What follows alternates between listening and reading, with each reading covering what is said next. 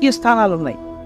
ఆ 8 సౌభాగ్య స్థానాల్ని పొరపాటున కూడా కాలుతో తొక్కడం కానీ, కాలు తగలడం కానీ, నోటితో నింద చేయడం కానీ, విమర్శించడం కానీ, తక్కువ చేసి మాట్లాడడం కానీ చేస్తే అటువంటి వారు ఉత్తర జన్మలయంలో అమ్మవారి యొక్క అనుగ్రహాన్ని కోల్పోతారు.